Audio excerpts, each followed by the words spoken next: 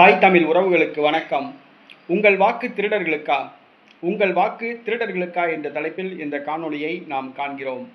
தமிழ்நாடு சட்டப்பேரவைத் தேர்தல் ஏப்ரல் 23ஆம் தேதி நடைபெறுகிறது. இந்த தேர்தலில் திமுக, அதிமுக, தமிழக வெற்றிக் கழகம், நாம் தமிழர் கட்சி என 4 முனை போட்டி ஏற்பட்டுள்ளது. இந்த தேர்தலில் உங்களுடைய வாக்கு யாருக்கு? உங்களுடைய பொன்னான வாக்கு யாருக்கு? ஒரு விரல் புரட்சி இதன் மூலமாக நீங்கள் யாருக்கு வாக்களிக்க உள்ளீர்கள்? சிந்தித்து பார்க்கவும். உங்கள் குடும்பத்தில் ஒரு பெண் இருந்தால் அந்த பெண்ணை திருமணம் செய்து வைக்கும் பொழுது அந்த மாப்பிள்ளை குடும்பத்தை பற்றி விசாரிப்பீர்கள். மாப்பிள்ளையுடைய குணநலன்களை பற்றி விசாரிப்பீர்கள். அவர் என்ன வேலை பார்க்குறாரு, என்ன படிச்சிருக்காப்புல, அவர் போதை பழக்கம் இருக்கா, திருமணம் கட்டி கொடுத்தா கடைசி வரைக்கும் பொண்டாட்டியை வச்சு கொடுத்தன நடத்துவாரா, பாதியில் அத்து விட்டு போயிடுவாரா, வேறு பெண்களோட சாவாசம் இருக்குதா, குடிப்பழக்கம் இருக்குதா, மது பழக்கம் இருக்குதா, போதைப்பொருள் பழக்க வழக்கங்கள் இருக்குதா, வேறு ஏதாவது தவறான பழக்க வழக்கங்கள் இருக்காரா, வேலை பார்ப்பாரா, உழைச்சி சம்பாதிச்சு குடும்பத்தை காப்பாற்றுவாரா, கூலி வேலைனாலும் உழைச்சி சம்பாதிச்சு காப்பாற்றுவாரா, குடும்பம் எப்படி அப்படின்னு விசாரித்து தான் நம்ம பொண்ணை கொடுப்போம். அதே மாதிரி தான் இன்றைக்கி இந்த தமிழ்நாட்டை யார் கையில் கொடுக்க போகிறீங்க அதுதான் முக்கியம். இன்றைக்கி இந்த தமிழ்நாட்டை யார் கையில் ஒப்படைக்க போகிறீங்க அடுத்த 5 ஆண்டுகளுக்கு அதுதான் முக்கியம். இன்றைக்கி திமுக, அதிமுக ஏறத்தாழ 58 ஆண்டு காலம் இன்றைக்கி தமிழ்நாட்டை ஆட்சி செஞ்சுட்டாங்க. இந்த 58 ஆண்டு காலத்தில் தமிழ்நாட்டு கஜானாவை காலி பண்ணிட்டாங்க. அதுதான் உண்மை. திமுக, அதிமுக 2 கட்சிகளும் மாறி மாறி தமிழ்நாட்டு கஜானாவை காலி பண்ணிட்டாங்க. இன்றைக்கி 10 லட்சம் கோடி ரூபாய் கடன் இருக்குது. ஒரு நாளைக்கு 160 கோடி ரூபாய் வட்டி மட்டும் கட்டுறாங்க.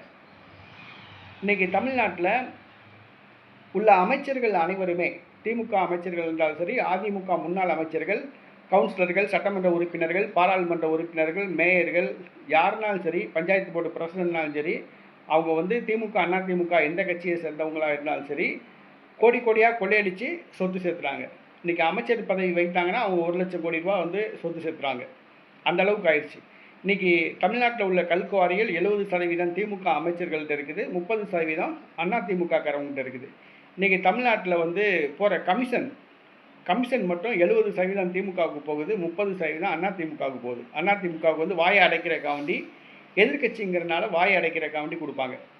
ஆக இன்றைக்கி திமுக, அதிமுக ஆட்சியில் இருந்தாலும் சரி, இல்லாட்டினாலும் சரி, மாறி மாறி ஆட்சிக்கு மாறி மாறி எதிர்கட்சி வரிசையில் இருந்து இன்றைக்கி தமிழ்நாட்டை சுடுகாடாக்கிட்டாங்க. அதுதான் உண்மை. இன்றைக்கி தமிழ்நாட்டில் கனிம வள கொள்ளை, மலைகளை பூரா வெட்டி எடுக்கிறாங்க, ஆற்று மணல் கொள்ளையடிக்கிறாங்க. இன்றைக்கி தமிழ்நாட்டோட இயற்கை வளத்தை அழிக்கிறாங்க, விவசாயத்தை பூரா பிடுங்குறாங்க, விவசாயம் அழிக்கப்படுது, நீர்நிலைகள் தூர்வாரப்படலை, நீரை சேமிக்க வைக்கலை, மதகுகள் கிடையாது, நீர்நிலைகள் தூர்வாரப்படலை. 20% உள்ள நீர் இன்றைக்கி 2% குறைஞ்சி போச்சு. இனி வருங்காலத்தில் நீருக்காக வேண்டி உலக நாடுகள் போரிடக்கூடிய ஒரு சூழ்நிலை ஏற்பட்டிருக்கு. இன்றைக்கி எங்கே பார்த்தாலும் குடிநீர் பிரச்சனை, சுத்தமான குடிநீர் வழங்கப்படலை.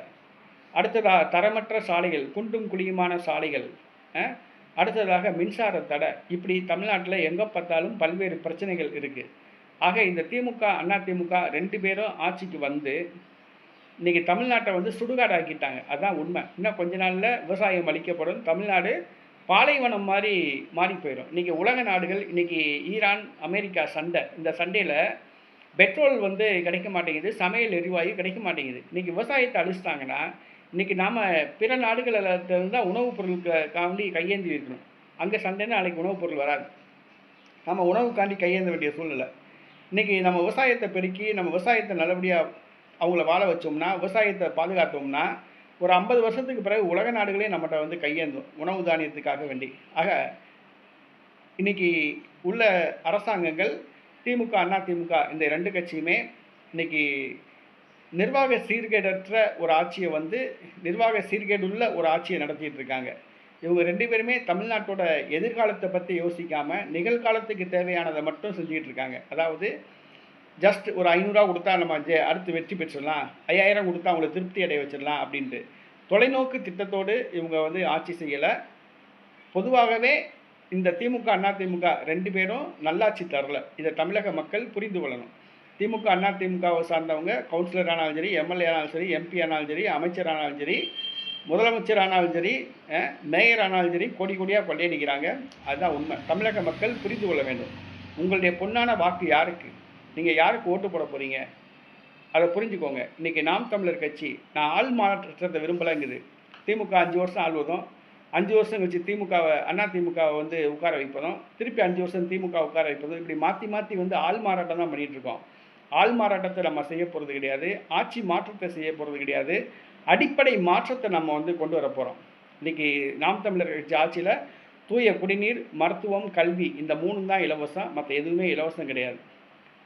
வீட்டுக்கு ஒரு ஆள் அரசு பணி, ஆடு மாடு மேய்க்கிறது, விவசாயம் எல்லாமே அரசு பணியாக மாற்றுவோம் அப்படிங்கிறாங்க. நிறைய பேர் நக்கலாக கேட்குறாங்க. அது எப்படி ஆடு மாடு மேய்க்கிறது அரசு பணின்றாங்க? துபாயில் ஒட்டக பண்ணை வந்து துபாய் அரசாங்கம் நடத்துது. அதே மாதிரி தமிழ்நாடு அரசே ஆட்டுப்பண்ணை, கோழிப்பண்ணை வச்சு நடத்தி அரசு ஊழியர்கள் அரசு பணியை வந்து பொதுமக்களுக்கு வழங்கி அதை லாபம் எடுத்து அந்த பணத்தில் அரசாங்கத்தை வந்து நடத்துவோம். இன்றைக்கி தமிழ்நாட்டில் பார்த்திங்கன்னா டாஸ்மாக் கடையை திறந்து விட்டாங்க. ஒரு ஒரு வார்டில் வந்து ஒரு பள்ளிக்கூடம் கிடையாது, ஒரு ஆரம்ப சுகாதார நிலையம் கிடையாது. ஆனால் ஒரு வார்டில் 3 சாராய கடை, 3 டாஸ்மாக் கடை திறந்து விட்டாங்க. இன்றைக்கி படிக்க குண்டு போட்டு கொள்வது தான் வந்து கொலை கிடையாது, குடிக்க வச்சு பண்ணுறதும் கொலை தான். இன்றைக்கி தமிழ்நாட்டு இளைஞர்களை போதை பழக்கத்துக்கு ஆளாக்கிட்டாங்க. எங்கே பார்த்தாலும் வந்து மது தான். அடுத்தது நாம் தமிழர் கட்சி 150க்கு மேற்பட்ட இளைஞர்களுக்கு வந்து வாய்ப்பு கொடுத்துருக்கு. வயசானவங்களுக்கு கொடுக்கல. 150க்கு மேற்பட்ட எளிய பிள்ளைகள், படித்த பிள்ளைகள், படிச்சுட்டு நல்ல வேலையில் இருந்தவங்க தங்களுடைய பணியை ராஜினாமா பண்ணிட்டு அரசியலுக்கு வந்திருக்காங்க. அவங்களுக்கு இன்னைக்கு வாய்ப்பு கொடுத்துருக்கோம். ஆக தமிழக மக்கள் உங்களுடைய பொன்னான வாக்குகளை நாம் தமிழர் கட்சிக்கு ஓட்டு போடுங்க. நாம் தமிழர் கட்சியை வெற்றி பெற்று அரியணையில் அமர்த்துங்க. உங்களுடைய வாக்கு திருடர்களுக்கு கிடையாது. நீங்கள் திருடர்களுக்கு ஓட்டு போடக்கூடாது.